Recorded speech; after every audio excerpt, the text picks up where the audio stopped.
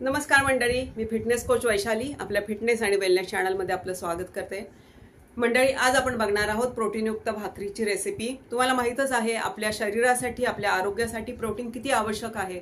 आपल्या muscle रिकव्हरीसाठी, fitness maintain ठेवण्यासाठी, वजन कमी करण्यासाठी, स्टॅमिना वाढवण्यासाठी, स्ट्रेंथ वाढवण्यासाठी, व्यायामाबरोबर आपण जर व्यवस्थित प्रोटीन घेत असू तर आपल्या यापेक्षा आणखी काय चांगलं असू शकतं. तर लवकरात लवकर झटपट जाऊयात आपण आपल्या प्रोटीनयुक्त भाकरीच्या रेसिपीकडे. यासाठी लागणारं साहित्य 4 ते 5 तास भिजवलेले हिरवे मूग, 3/4 वाटी आपण ज्वारीचं पीठ घेतलेलं आहे. त्यानंतर हर्बालाइफ प्रोटीन पावडरचे 2 चमचे घेतलेले आहेत. त्यातून आपल्याला इझी टू डायजेस्ट असं 10 ग्रॅम प्रोटीन मिळणार आहे. आपण भिजवलेले मूग आहेत ते मिक्सरला वाटून घ्यायचे आहेत. या प्रकारे पेस्ट बनवलेली आहे.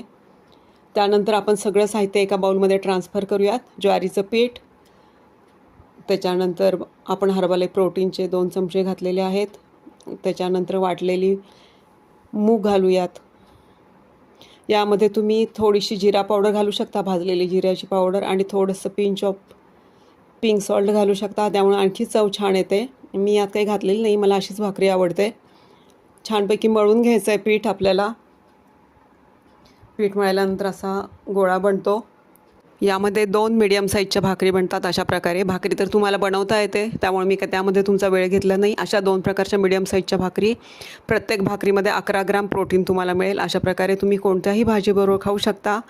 टोटल 22 ग्रॅम प्रोटीन या आपल्या रेसिपीमधून मिळालं आहे. कुठल्याही भाजीवर एन्जॉय करा.